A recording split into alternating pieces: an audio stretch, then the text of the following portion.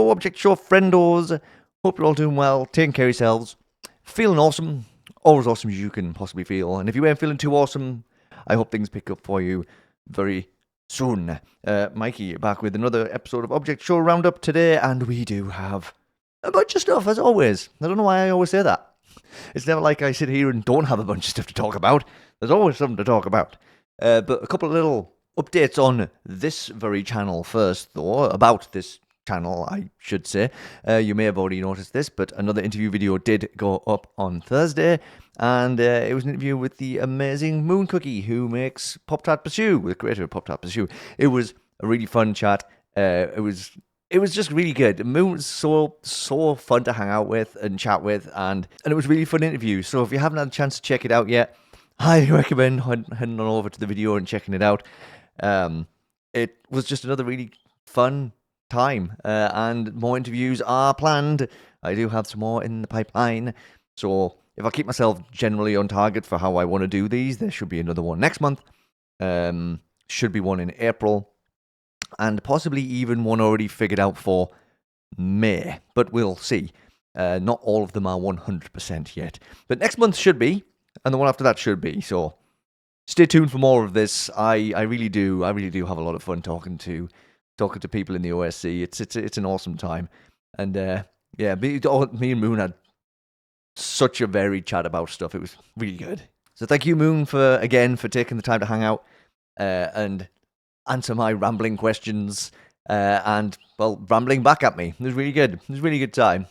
And something else you may or may not have noticed as well while hovering around the channel the last few days is 1,000 subscribers came up and came around. Well then, I said a while ago, I can't remember quite how long ago it was, but I did say I was trying to put together something special for getting to 1,000, and we've made it. And yes, that plan will be taking shape eventually. And what's the point of not telling you what it is? So the plan is to do an Object Show Roundup live special. Basically, it'll just be kind of the similar format to this, except I will be doing it live. So if you want to ask any questions, just come and hang out while we talk about stuff. That is the plan for celebrating 1,000 subscribers. Good opportunity to, throw some questions out there if you want to ask me some stuff. I would say recommend shows, but oh my gosh, I have so many on my list already. maybe hold back on that one. But if there's any random things you want to know about me within reason, then maybe we could just do that during the live stream. And I'll just do regular Object Show update stuff as well. It will be like kind of a regular episode, except with a live audience, I guess. That's going to be the major difference.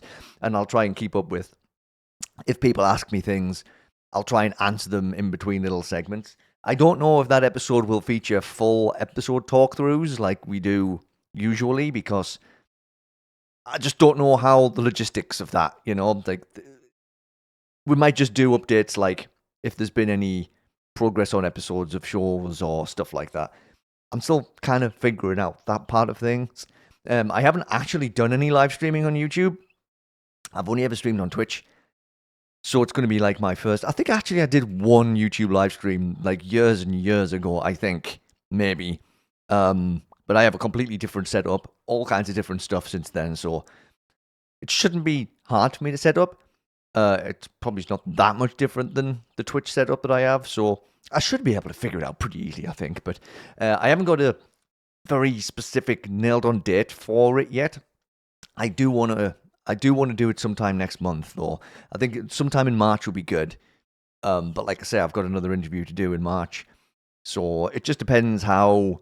It depends how the weekends go, but I'm also planning on it being on a Saturday, so I'll try and do it. Do the live stream roughly the same time that I would start the live stream the same time I would upload a video, probably. But of course, the one caveat will be if a whole bunch of episodes of things come out the week before the live stream is meant to happen, that means I might have to double work, because I might have to go through the episode separately for a different episode. You know what I mean? It's all the logistics of it. Unless I just do it as a live stream and don't call it an Object Show Roundup thing. But I don't know. I guess I do still have a little bit of stuff to figure out, but there will be a live stream of some description. And if I could get a few people rounded up, then maybe I could have a few special guests hopping on call with me maybe during the stream. We'll see.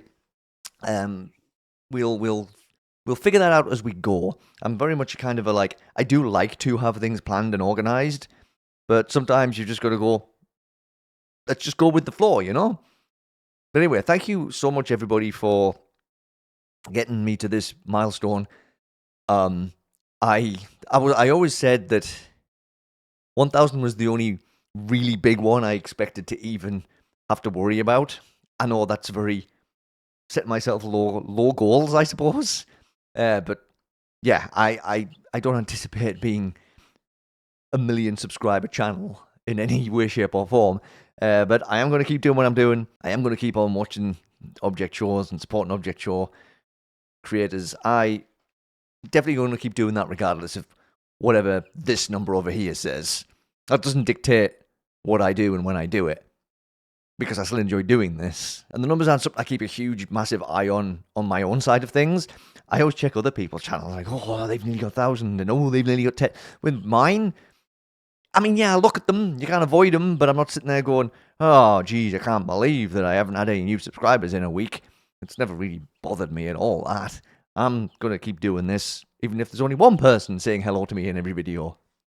But yeah, a big thank you to you all, though, because it has been such a wonderful time, and everyone's been so supportive, and like, when there's been any kind of...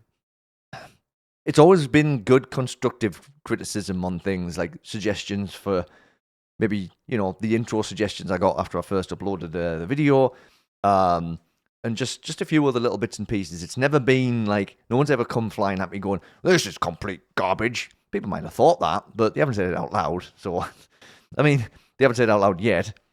But you know, it's been a super positive experience, and I've had an awesome time, and I'm looking forward to doing it for a whole lot longer. All right, let's start going on a little journey around the OSC channels now. And we did have a little fun thing from Three Eyes Mug. Not Battle for Niche Internet Fame related, not Object Show related, but a really, really cute little short movie called Petals. I think it was really good. Really awesome. It's got really good soundtrack. It's got a really good message. It's very sweet. And as you can see, it's 3 minutes long. So it's a nice, quick little watch. I really do recommend it. Stone has done an awesome job on this, and everybody who contributed to it anyway. It's just really nice. It's really sweet. Go check it out. It's awesome stuff. And yeah, that's pretty much it. That's pretty much all I've got to say. All right, let's get into the first episode discussion of the day now. And we got that other Inanimate Insanity remaster episode. Yes, Season 1, Episode 9 remaster. The Snowdown came out last weekend. And, well, it was really good. The remastered episodes have been very fun to watch. But in my opinion, I think this is the best of the remastered episodes so far. There was so many things about it that just really hit right. But before we dive into the discussion, of course, and you know, these ones, I don't feel like any spoiler warning is a redundancy, because you never know what people have and haven't watched yet.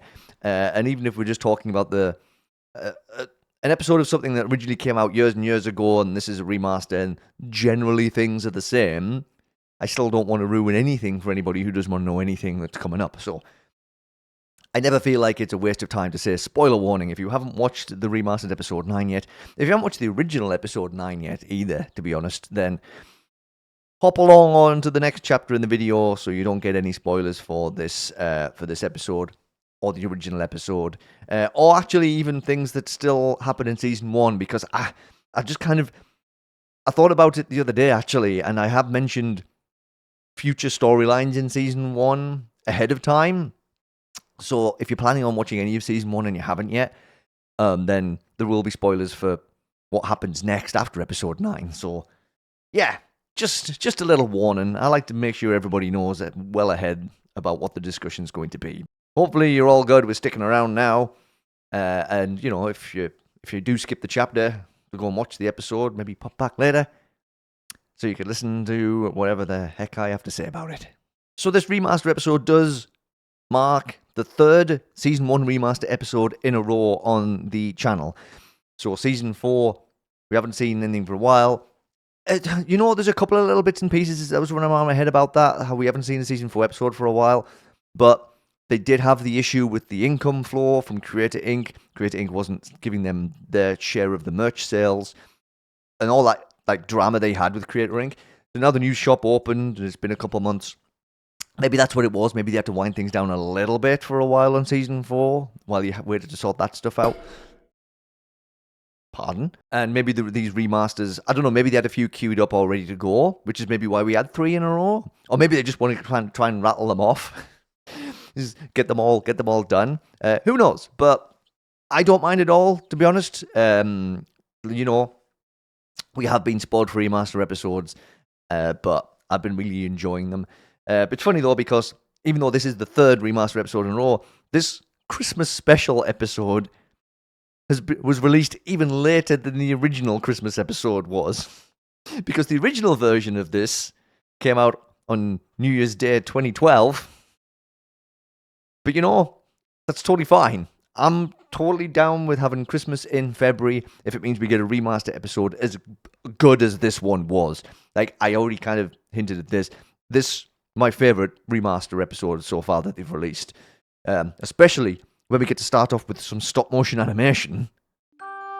Hey, Taco, we're claymated, and it's winter. I know that. It's pretty obvious. What? I said sour cream! Ready?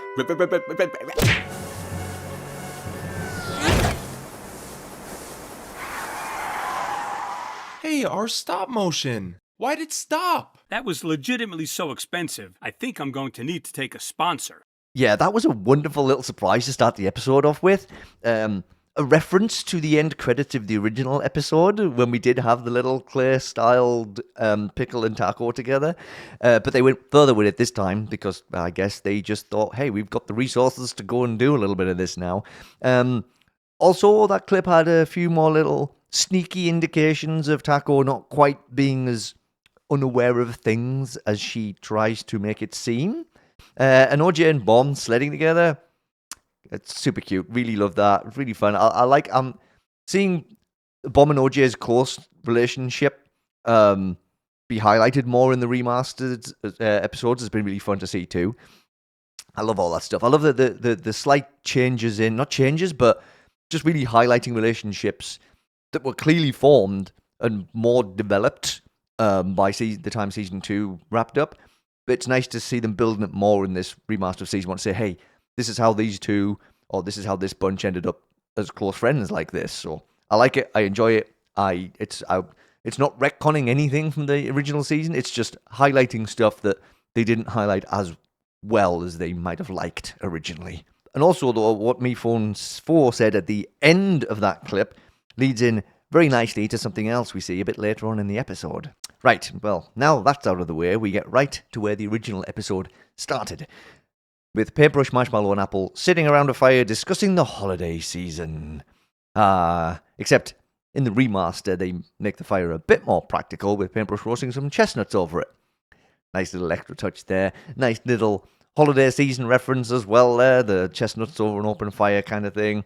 Love that. They really did make it seem a little bit more valid for them having a fire there. But other than that little change, the scene does go pretty much the same way here, with Apple being upset at finding out that Santa doesn't exist. Shh, don't listen to that. He totally does. No. They just put that in the episode for the plot, that's all. Before pushing Marshmallow into the fire. I mean, and this is why in the original episode it's like, there's a fire there, Marshmallow's there. You can kind of put two and two together at this point. Whenever you have Marshmallow and a fire in the same scene, yeah, it's clear as day. And that sets up our B story. After our slightly more Christmassy credits sequence, it's the usual intro music, Aces High, with sleigh bells jingling over the top. Pretty much exactly the same in the original too, except it just sounded a bit better in the remaster. It's elimination time! In the original, Me Phone 4 asks Pickle, Bomb, and Lightbulb if they want to see the new elimination area, and they all excitedly say yes, because I guess they just get excited about anything. But in the remaster, they Yeah, they take a different approach. I've redesigned the elimination area. Wanna see? Me phone, it's the holiday season. A time to come together. Maybe just this once, you should ask yourself, do we really need an elimination? Wow, you know what? You're right. So I asked myself, and I realized eliminations are a tradition. And what are the holidays if not a time to celebrate tradition? Well, we tried the nice way. Now let's get someone to shoot him again. Ah, well, they tried. I did love Lightbulb's little extra joke about getting someone to shoot him again. I do love callback jokes. That's really good. The elimination then takes place, and I forgot how close this one was. Yep, Lightbulb got voted out by just one vote. Wowzers. We also have our eliminated contestants in pretty much the same layout as they were in the original. And then in the remaster, including those really out-of-place facial expressions. Another nice little touch, if not a little bit jarring. Okay, Me4, what's the challenge today? Contest number 9 is a Christmas tree contest. It's all lies! It's all lies! Over there is a small forest, and each team gets an axe. I also brought a backup axe just in case. Hey, that's naughty! Oh wait, it doesn't matter! I've been nice all this time, but you know what? I'm not gonna be nice anymore! We have to fix this paintbrush, and I think I know how. Hi everyone, I'm here with something that will make you really cool. It's a chair. You can sit on it, or stand near it, or even dance near it too. It's super cool, it'll make you cool too. So yeah, buy it now. We have limited stock. Best Christmas tree?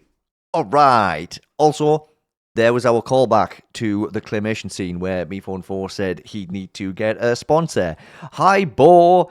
So fun to see the chair ad in remastered form. I know probably a lot of people were waiting for this one. And Bo in remastered form as well. Very good. Very fun. And then after the ad runs, Pickle complains about Christmas being overly commercialized. Maybe a thought that will also come into play later on, possibly. And the Sultan OJ saga kicks back in again. Come on, OJ. Let's get a treat. Actually, Bomb and I were gonna go together. Don't make me fight your battles for you.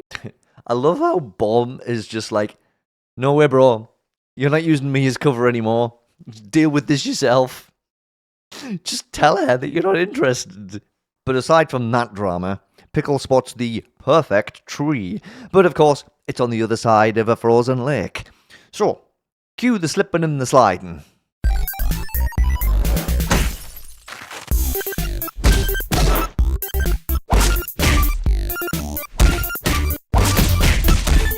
So there hasn't been too many changes between the original and the remaster so far, including this scene. But they did make the falling over go in time with the music, which was so funny to me. I laughed maybe a bit too much at that scene. You just fell over a lot, but it tickled me a lot. And also, yes, your eyes did not deceive you. We did get a glimpse of classic OJ in all of the slips and falls. Marshmallow and Paintbrush then dress up as Santa to try and cheer Apple up. The sight of these two trying their best will always make me smile. And of course, despite the clearly ridiculous get-up, Apple falls for it without a second thought because it's Apple. And she is Apple. That's it. Don't even really say anything else about that, do we? Back to the frozen lake now, and we have our first, well, what I would say is the first really big change between the original and the remaster. In the original, we have this. Well, this is kind of like ice skating. Kind of, seems like a romantic setting, right?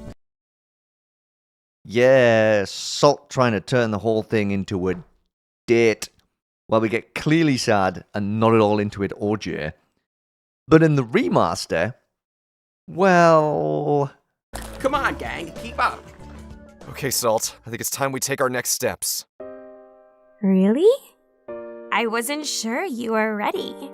I'm not. But we've waited long enough. I just don't want you to get hurt. Oh, I definitely will. I don't look forward to it. If we're gonna do this, I'd appreciate a little more enthusiasm. I mean, I'll try, but let's be honest about where we are, Salt. You and I are on thin ice. What? I'm so confused. I thought you wanted this. Just forget it. Hey, wait! At least hold my hand! OMG, I can't take all your mixed messages, OJ. Let's just focus on getting the tree. So it really feels like they're pushing the misunderstanding angle with Salt and OJ in the remaster, with OJ being seemingly clueless about Salt's feelings, or just clueless about how he phrases things. And again, I think this might be paving the way to make the dynamic between OJ, Paper, and Salt more interesting when we get Paper back. So all I'm going to say is, I guess, watch out for that. Anyway, right after that, they make it to the tree. No, wait. Not that tree. This one. Yeah. Pickle has a vision here, so let him roll with it. Taco grabs the tree here in the remaster. I just want to quickly say that that's another change, because in the original Bomb, OJ and Salt used the tree as a sled to make it back over the lake. We then hop back over to Apple and Santa, and Apple is determined to sit on Santa's lap and tackles them. That's how you get on the naughty list, Apple. This, of course, reveals that it was Marshmallow and Paintbrush all along. No way! Never would have guessed if we hadn't already clearly seen it ourselves. And after Apple leaves, sadly, Marshmallow also points out that they still don't even have a tree. But a quick call to good old Walmart will sort that out. So it's a fancy aluminium tree versus the little tree that could. Which one is going to win the heart of Me Phone 4?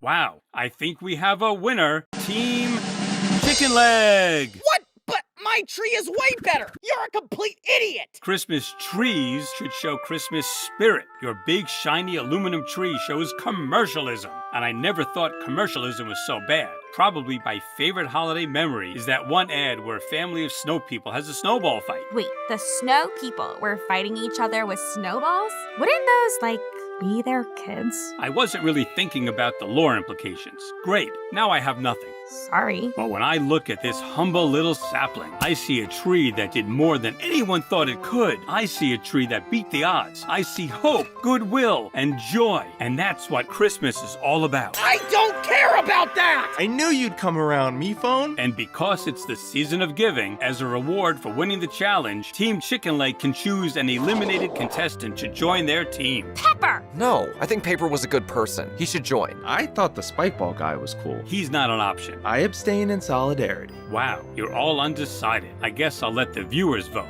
Go on, viewers. Choose one of the eliminated contestants. Paper. Get me out of here! I've been here for way too long! Vote me now!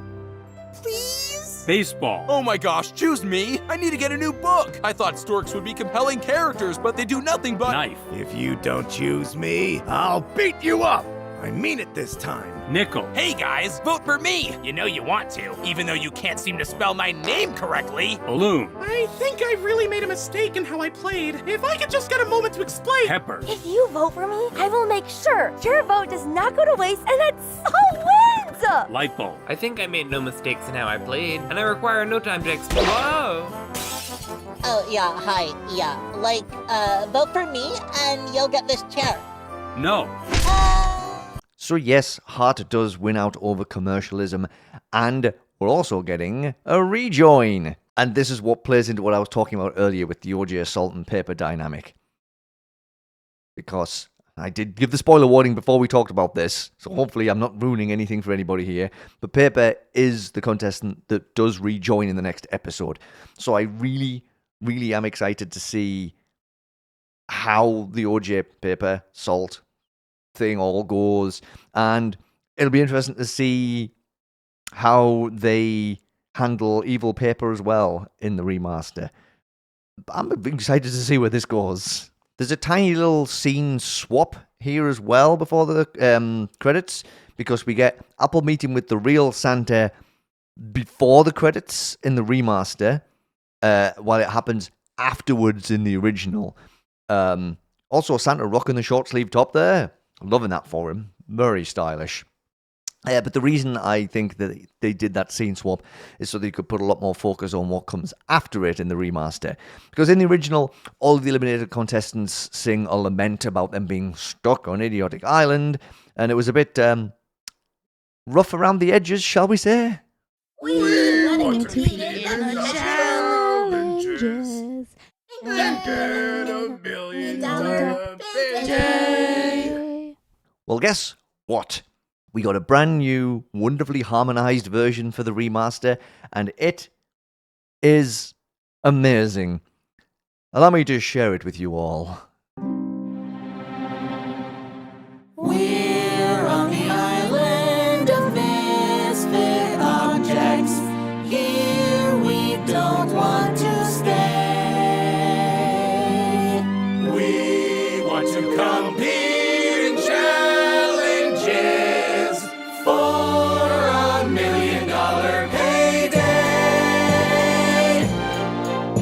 A cage full of objects means a cage full of rejects that all messed up something. That are forever our regrets. When Christmas Day draws near, we'll all still be trapped in here. Objects galore. So alone, so bored. They keep sending more. And it's all because of Me Fun 4.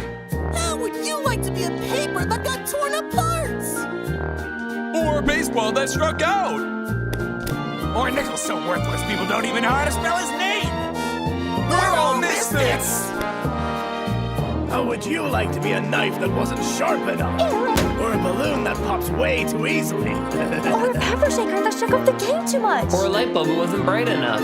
We're all Misfits. misfits. Who said you could be in this song? You're not even singing, just let it happen. If we're in isolation with mental imbalance, We'll miss all the fun that can come with a challenge. When Christmas Day draws near, We'll still be, we'll still be, we'll still be, we'll still be, we'll all still be trapped in here. Unless you pick me.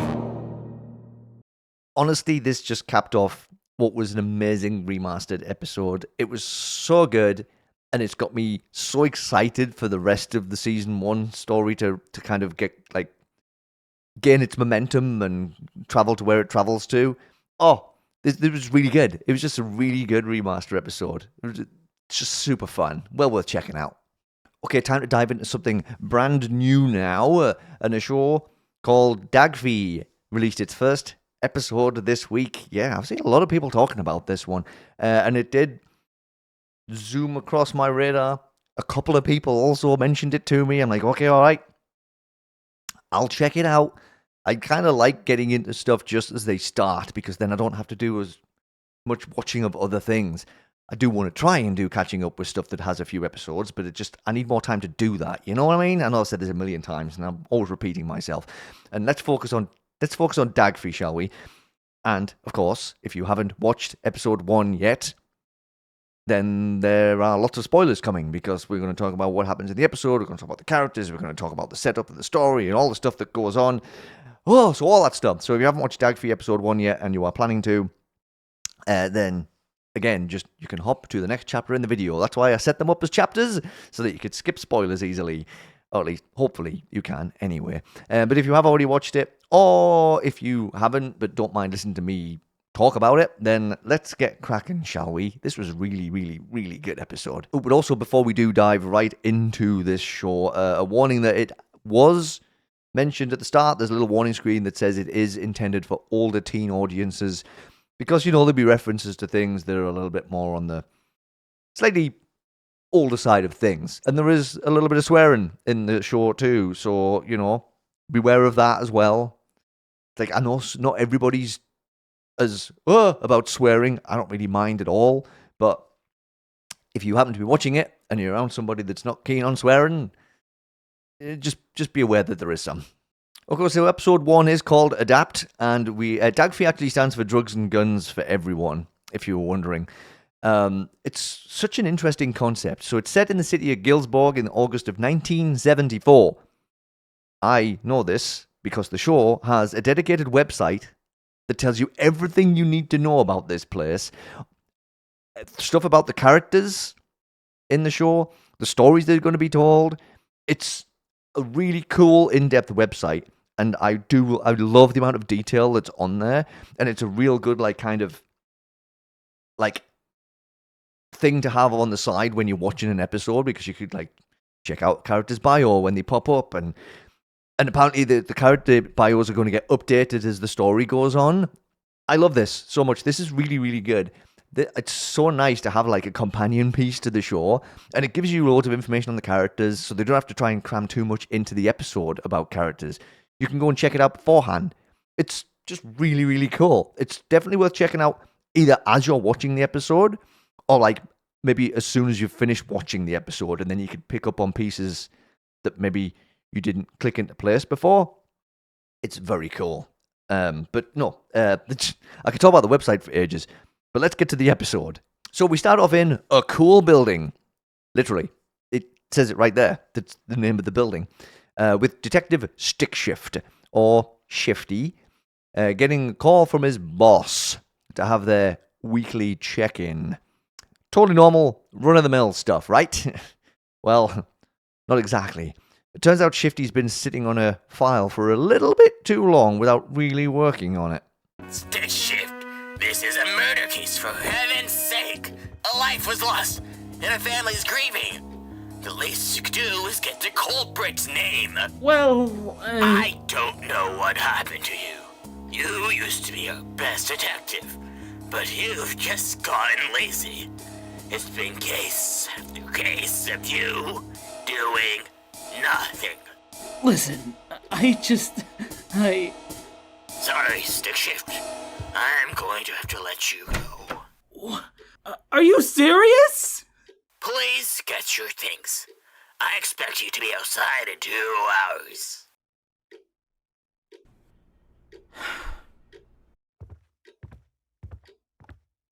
Huh. Turns out you can't just not do your job and expect to stay in that job. Weird. Although Bob did mention that Shifty used to be one of the best. So what happened to change that, I wonder? Shifty just seemed like just a layabout, just lazing around in the chair, not really doing anything. What happened? Lost the passion for the work? Who knows? Well, maybe we'll know at some point, but not quite yet. Shifty heads home and tells his roommate Petals the bad news. And guess what? There's more on the way. So, not to upset you or anything, but your part of the run is due at the end of this week. My lord said we can't be late this time around, and I know you have other stuff to worry about, like finding a new job, but again, this is the 4th time you would have paid your part of the rent late, so I feel like I might have to kick you out. Don't get me wrong, I don't mind paying your part the first couple of times, but I have other things I need to do with my money, you know? Yeah, no, I get it. No job, rent's due, problems keep piling up for Shifty, but Petals seems so chill. He could totally tell me that I've only got a week to live in that tone of voice, and I'd be like, okay, cool, thanks for letting me know. Appreciate it, buddy. So, Shifty needs a job and decides to call up her friend Calvin, who has 3 of them already. Surely he could just let her have one of his.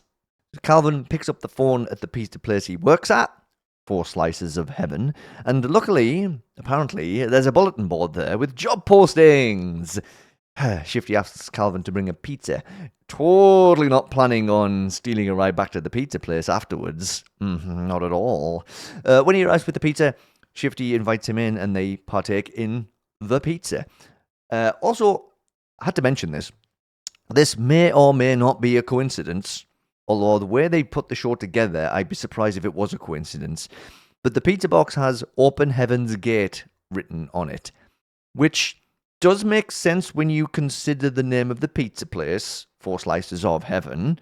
But also, Heaven's Gate was a religious group, cult, famous for the mass suicide of all of its members in 1997. And when was that group founded? 1974. If it is a coincidence, it's a very coincidental one, shall we say.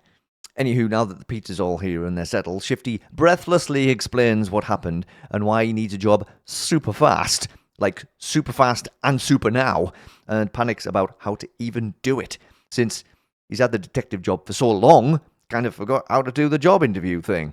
Calvin assures him that it's not that hard and tells Shifty to get moving so he could check that bulletin board. After they leave, we find out what kind of pizza Calvin brought too. Are those apple slices? Who puts apples on pizza? Apples? Now listen, I'm the kind of oddball that likes pineapple on pizza, but I think they draw the line at apples without the pine in front of it. I know there's pizzas that have pear slices and stuff on them, but just give me a Hawaiian or a pepperoni and I'll be happy, or even just a plain cheese. I'm so boring. Outside, Shifty and Calvin have a brief discussion about how they're going to both fit on the delivery scooter, and I love the shading and the lighting here. It looks so good.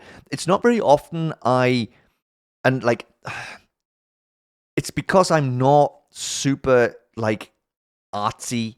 I don't always pick up on, things like backgrounds and stuff, but sometimes a shot just really stands out, and it just makes me go, oh, wow. And this was one of them. It was really well put together. Anyway, Shifty convinces Calvin that they can both get on there easy. Let's get out of here. Well then, ladies first. What a gentleman, huh? Well, let's see if I can fit in. Huh, you were right. We do both fit on here. You're stabbing me with the hair back here, Calvin. Shoot, my bad. Yuck. Oh, the little details make all the difference, don't they? The brief moment where we see one of Calvin's bristles stuck in Shifty's teeth. Brilliant. Icky, but brilliant. And hey, if you want to get to that job board, you're just going to have to deal, Shifty. At the pizza place, one poster stands out right away. The next guild star, huh? Shifty seems kind of awkward and anxious, so this would be quite the career move for her. But sometimes you just gotta force yourself out of your comfort zone, I suppose. Please never ask me to do that, though. I'll let characters in object shows do it, and enjoy seeing how they get on. But it did seem like an interesting one for Shifty to pick up, considering her personality. Anyway, Shifty grabs the poster, goes to visit a friend, Milo, for help. There's also a picture of Shifty's former co-worker Rachel on the wall in this house, and a bit of digging on the website indicates that Milo and Rachel were married, but have split up. However, they still live together for the sake of their kid. Honestly, this is what I mean. I'll go back to what I said at the beginning. You've got to check the website out. It just ties a lot of things together that don't get mentioned in the episode. But that's what the website is for, so that they don't have to do too much deep diving in the episode. And the episode can just flow without characters saying, by the way, this is me, and this is how this happened, and this is why I'm in this situation. It does save time. You can just dive into things quicker. So just what is it that Shifty needs from Milo anyway? I need to actually be entertaining. I just don't know how. It's like I need to be a whole different person. Well, I don't exactly dabble in the art of radio, but I could definitely help you out with putting on a great act if that's what floats your boat. Literally anything you can help me out with floats my boat. Well, first of all, we gotta focus on your looks. Could definitely do with some improvements, eh? What's that supposed to mean? Nothing. Just come with me, will ya? Alright, magical girl transformation sequence, go! Well, it's not exactly like that, but with a new outfit and a little makeup, say hello to disco. Wow. It's awesome. Hey, you gotta change up that voice of yours. How?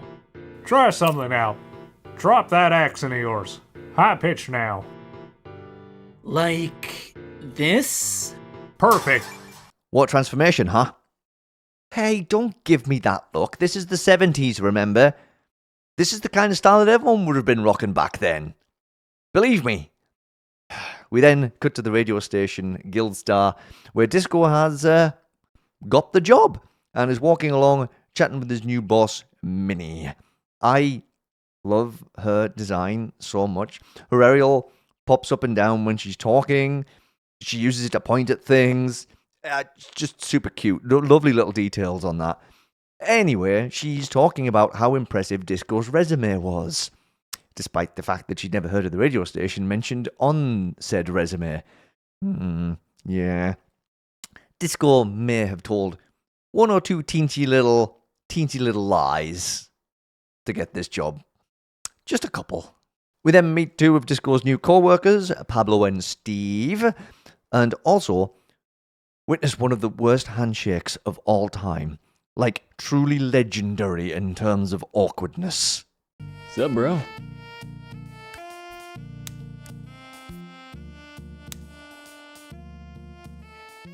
Nice to meet you. Catch me to speed. What's your name? Disco. They're the new hosts for Gildstar Radio. They'll be starting tomorrow morning. Nice. You'll have a lot of fun, I bet. Yeah, but Bridget calls them waiters every once in a while. Shut up, Pablo. Hey, I'm just stating the facts. Don't listen to him, man. It's pretty chill here. Trust me. Yeah, I'm sure Disco will be fine. Gonna fit right in here. Honestly, I was sweating on their behalf watching this scene. I was like, oh no. Disco decides, perhaps sensibly, to take a walk and runs into the news host at the station, Mike. The name's Mike. Mike Raffo. And you're, Disco. It's nice to meet you. Huh. That's a pretty unique name. Oh, yeah. I get that all the time. So, what made you want to work here? Oh, well, it was just something I've been wanting to do for a while, you know? You're lucky you got the job then. Jobs like these get filled in an instant. So I've heard. You know, I was looking through job listings for years before I found this gig. Well worth it too. You're gonna love it here. I hope so. I guess we both got lucky then. I'm sure it'll be great working here with you. Sure will be. Well, guess it's best if I get going. It was nice meeting you, Mike. Wait, before you go. What's up? Fancy we go out to get dinner later? Huh? Only if you're free, that is. I would just love to get to know you better. I don't think I've got anything to do later, so... Wonderful! There's a great diner down the street if you want to meet there. Sure, sounds good. I'll see you later then. I don't like the vibes this guy's giving off at all. Self-centered, egotistical, yep, tick those two boxes. So I find it hard to believe they genuinely just want to be friends with Disco. There's gotta be an end game there. Also, don't think you snuck that pun past me on his name. Microphone? Come on! A quick zip forward in time now, and here we are in the diner. And Mike, well, continues giving me the very baddest of vibes. Ugh, dude is so slimy. Ew. Maybe I'm overreacting. Maybe we just need to hear him out. Hear what he has to say about the previous guy before Disco showed up. Damn bastard let all the attention get to his head, walking around like he was the biggest thing in the city. Eventually, he just stopped showing up. I think he got a bigger gig across the country. I'm not too sure, though. Wow, you can get famous from this sort of thing? Of course, yeah. I have a bit of a large fan base, if I do say so myself. I mean, come on. Who doesn't fall in love with the charming news anchor on your TV? Right. Nope. Still bad vibes. Nope. Don't like how the previous guy just stopped showing up. I wonder if they did just get another job. Or maybe somebody got tired of them being the big shot around the studio. Or maybe I'm being too conspiratorial. Maybe Mikey's doing too much overthinking again. Either way, I've got my eye on you, microphone. Maybe both eyes, actually. I don't think one eye's enough. Mike then goes on to say that he thinks disco could be the next big thing and offers his help. Which, actually, when he says this, it does sound genuine of him. I don't know, maybe he does have a thing going on for disco here. Maybe he actually does want him to succeed. Like, now I've got mixed signals from this guy. If only there was something more obvious to pin on him. As long as you don't take my spotlight, we'll be fine and dandy. Oh, I'm just playing with ya. Say, how about I help you out with that potential of yours? Oh, nah, don't worry about it. I'm sure I've got it. I insist! I've got all the tricks under my sleeve. You'll be known all around town overnight. Alright, I guess it would help me out in the long run, eh? Sure will. Sure will. Okay, there it is. You joking? Yeah, right. Like, I believe that for a second. Watch your back, Shifty. Yeah, I mean, Disco. This could get very ugly very fast. Mike then invites Disco to a party at a model's house to do some networking, a little bit of hobnobbing. Disco accepts, and that's where this episode ends. We follow Disco on their journey back home during the credits, taking off the glasses and the hat and the coat and the makeup, putting on the regular jacket, and maybe doubting themselves a little bit, or just worrying that their new persona is just going to get caught out. It's hard to tell exactly. Definitely some concerned facial expressions during those end credits. But, you know, what a really fantastic and intriguing start to the show this is. I honestly love everything about it. A fantastic team of people doing fantastic things. Really, really excited to see where it goes from here. Ooh, we got another update from Phineas as well. Animation for Teracademia is done. Fantastic. Also, unfortunately, forgot to shade the panels for the pilot. But, you know, we're getting there. By the end of this week, which is where we are now, should have the panels coloured and the videos edited. Yay! And then I get to work on Tears again. So backgrounds of Tears are being worked on right now. So we get it's good. We get the kind of double update again. We get the Teracademia and Tears updated at the same time. Thanks for your patience. We'll update soon. Here's a sneak peek, and clearly this is one of the greatest sneak peek pictures of all time. It is, without a doubt, absolute genius. Thanks, Phineas, for the update. Okay, it's time for our weekly check-in with Jack and Jellyfy now. BFDIE Episode 8. Some assembly required. And I'm going to do my usual little spiel. You know what's coming, don't you? You know to skip to the next chapter before I even say any of this. But yes, we are going to be talking about BFDIE Episode 8. We will be talking about who gets eliminated. We are going to talk about character development. We're going to be talking about all that kind of stuff. So, if you haven't watched it yet and you plan to, then hop along to the next chapter as always. But maybe do swing back after you've watched it, so you can listen to my genuine reactions to some of the things that happen in this one. Okay, so we are down to the final 5 in BFDIE. How time flies. Flies just like the announcer.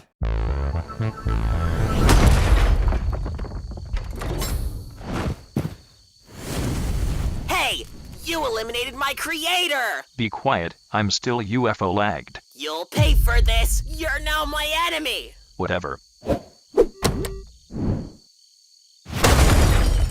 Haha. Yes. Time flies just like the announcer. Fast and terrifyingly. Also, we love to see speaker box variations. And that's lucky for us, because this episode is built all around that concept. Yes, the announcer surprises everyone with their very own speaker boxes. Very briefly. I hope you all like your speaker boxes, because it's time to say goodbye. Bring him back! No! That's your job. For today's challenge, you need to rebuild your own speaker box. The last contestant to rebuild a speaker box is eliminated. Go. Who are you people? So there's the challenge for this episode. Get ready for some speaker box shenanigans. Fern plans to regrow his speaker box, because that's how that works apparently, but Sticker's cheaty little brain means Fern better watch out. Yeah, this wouldn't be the first time Sticker's used paint to her advantage. Sidewalkie then tries to bully Money into helping him complete the challenge, but Money's more focused on getting revenge on Needy for causing her elimination way back in episode 2. And to get things started, she needs to purchase a little something. Hello, Hi, I'd like to buy an announcer repair kit. can you afford it?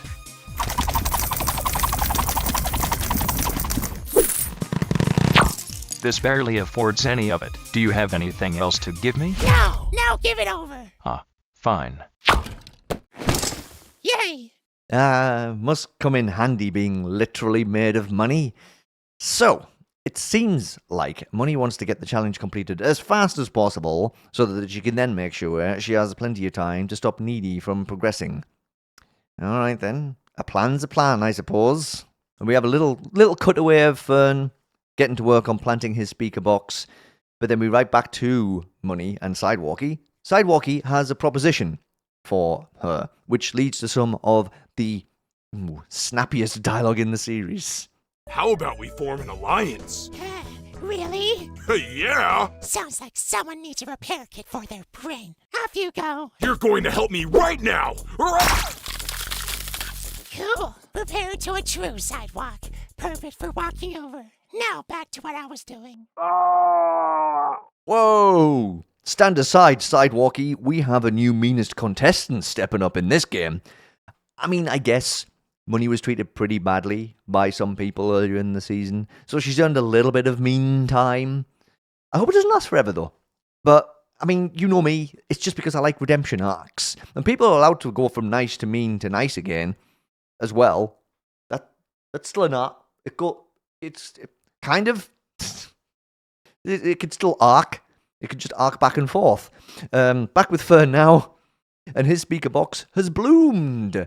Oh, fantastic. But as he goes to grab a flower to finish off the look, Sticker gets back to his cheating ways, repainting Fern's speaker box in her own colours, and taking that to the announcer to be the first contestant safe. I'd be more celebratory about this, and I have given Sticker a pass on her cheating a lot in this season, just because he's too adorable to stay mad at, to be honest. But this one had me conflicted. Sticker's safe, but at the expense of Fern. My other fave, it's like my two faves are like, hey, you know, remember when I mentioned redemption arcs, like literally a couple of minutes ago?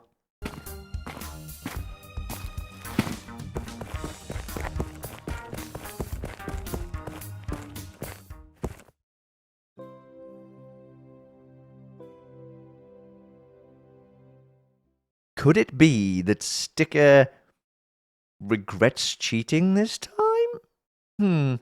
We've had little hints of that being the case in other episodes, especially during the rejoin episode when Sticker cheated Beach Ball out of a chance to come back into the contest. Guess we'll have to wait and see what happens there, though, because Money is about to finish the challenge. Wow, thank you. You're so kind. You're too kind. Learn to toughen up. Here's your garbage. Money is safe. Good. Don't need this anymore. Wake me if something interesting happens.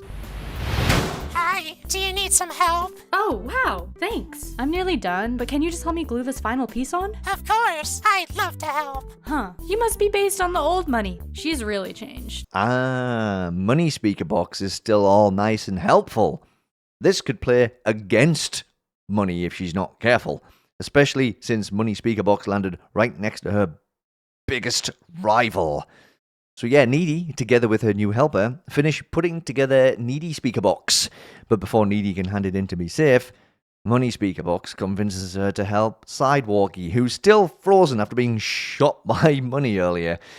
And of course, this paves the way for some more Sticker sneakiness. Wait, hello? Where are we going?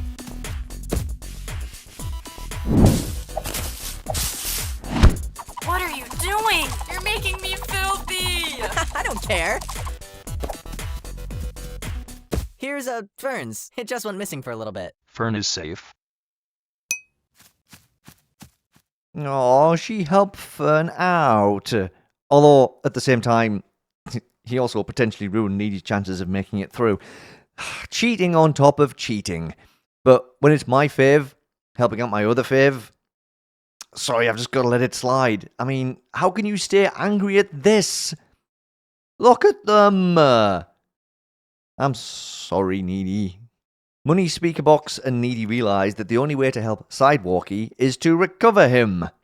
Which also means that first they have to,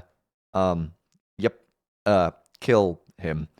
And I think they might be enjoying this a bit too much. Once Sidewalkie is back up and kicking, he recruits Money Speaker Box to help him put his speaker box together, while Needy goes to grab her speaker box. Oh yeah, might have a small problem there, Needy. Fern then realizes what Sticker did to help him be safe and convinces her to get her own speaker box and then pass it off as Needy's so they can make sure she's safe and get Sidewalkie out. As Fern says, because they can't have two horrible people making it to the next challenge, which Money overhears. Yeah. We also then get a good laugh, though, because Sticker mentions how easy it'll be to assemble the sticker speaker box, because it's literally made of stickers. You can literally stick it together. So Fern asks the obvious question. Should be pretty easy to repair. It's made of stickers after all. See? If that was so easy, why did you have to steal my speaker box? Boring. So Sticker cheats because it's more interesting than doing things by the book. I mean, I guess that's one excuse. It's not a good one, admittedly. I've got nothing else. I've got nothing. Just as they finish putting the speaker box together, though, Sidewalkie spots them all helping each other out. And before hypocritically calling out alliances for being for idiots, let's just ignore you trying to pair up with Money earlier, shall we? He heads over there and does what he's best at. Smashing stuff. He ends up stuck to the floor, though, because, stickers. So Money takes it upon herself to make sure Sidewalkie goes through and not Needy. But Needy has ideas of her own. I like this determined version of Needy. Sometimes you gotta do more than the bare minimum, So it's down to the wire now. Can Needy win the fight and save her spot in the competition?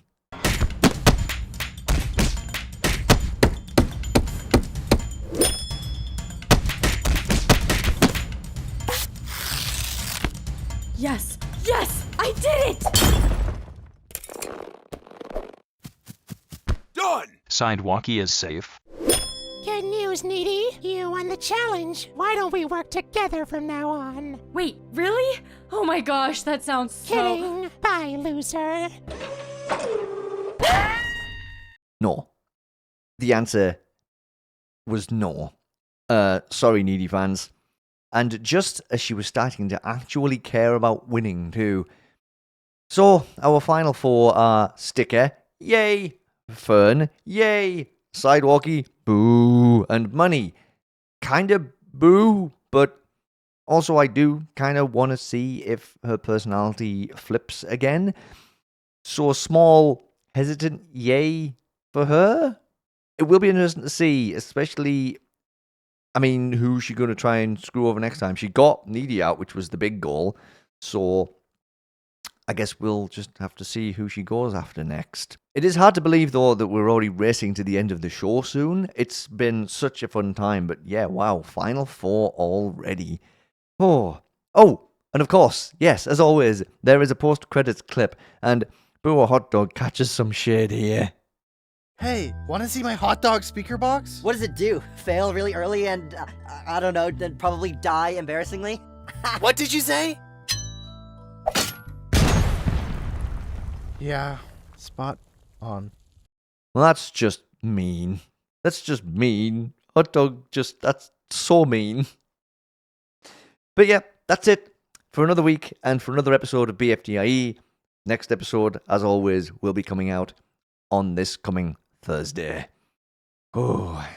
Alright, by the time you see this episode, Orbit 3 will have been out for a day already. Well, maybe not a full day, but it will have already been out since yesterday. Yes. I saw this, and then I made the decision to push this episode of Object Show Roundup to Sunday instead of Saturday, to give myself a little bit more time because the interview video was uploaded on Thursday, so I was like, I want to let that have a bit of time to itself. And then I also thought, well, if Orbit 3 comes out early enough on Saturday, I could go through it and include it in Sunday's episode that I'm doing. It didn't come out super early, and I didn't want to rush myself, so I will say it should be out. Well, maybe you've already watched it. I probably have already watched it by the time you're seeing this anyway. So yes, I didn't find the time to... I didn't think I'd find the time to be able to go through it before doing this video, so expect possibly a midweek episode next week to go over this, because I do actually have something else to watch as well, which I'm not telling you what it is yet, but I already kind of have 2 things on the go, so... Anyway, go check out Orbit 3 if you haven't watched it yet. We should see our first proper elimination in this episode, because in episode 2 we didn't get one, because, yeah, Dickie quit the contest, so there was no need to do an elimination, so I guess now we'll get to see what the eliminations look like. I'm kind of scared. We also got an update from Purgatory. Have been taking a bit of a break from working on the show, but do not fear. Progress shall resume soon. Shortly before episode 2 comes out, the full version of episode 1 will come out, featuring stuff like there'll be an intro, more customized music for the scenes, because a lot of the music they used was like placeholder stuff. Episode 2 will be a few weeks after that, but it may be a while from now. But after episode 2, given the funds are there, I will probably try to sell merch, even though I wanted to wait a bit longer before that. Things should move a lot quicker, so that's exciting stuff. And I'm glad that they're taking the time and not just trying to bash out episode 2 really quick. We did mention when we went through episodes 1A and then 1B that they are going to be released as one full episode 1 at some point with updated visuals and audio. So we will know when episode 2 is ready to go, because we'll get the full episode 1 released just before that. That's cool to hear. Really, really, really am looking forward to hanging out with those characters again. I really did enjoy those first 2 episodes, 1A and 1B. So, I'm excited to see the remastered first episode too, actually. So, really cool. And we got an update from Zero about Files 2B as well. This is actually a little GIF. This is an animated GIF. But once again, Mikey got too lazy to do a screen grab of the GIF, so I just took a screenshot, sorry. But yes, approximately 50% of episode 2 is animated. 50%. We're getting closer and closer to seeing the first elimination in that show too. Oh, geez, there's going to be some rough times ahead. I just know it. I'm going to have to warm up that Object Shows are Too Dark counter, aren't I? It's had a bit of a break lately. It hasn't had tons of stuff going on it, but yeah, I think it's going to get racked up a little bit soon.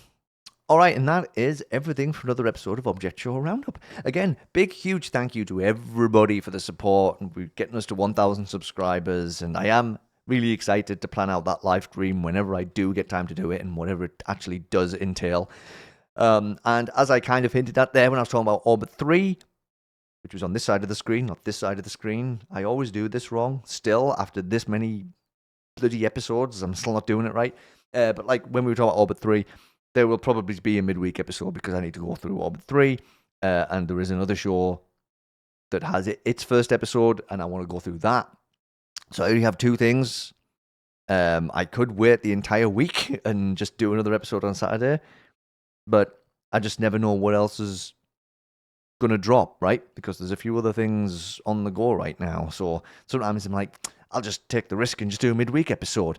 And then if the rest of the week ends up super quiet, we can skip a weekend episode now and again, because I did that not long ago. And it's like, I've just got to accept that I've got to work with other people's schedules, right?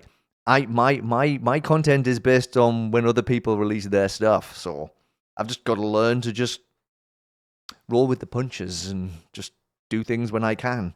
But anyway, we will probably be doing a midweek episode. So keep your eyes peeled on Wednesday-ish. I don't want to do Tuesday since this is going up on a Sunday. So it's probably going to be a Wednesday for that. And then as we roll into next weekend, we'll obviously have BFDIE on Thursday. And we'll see if anything else happens to come out in the meantime.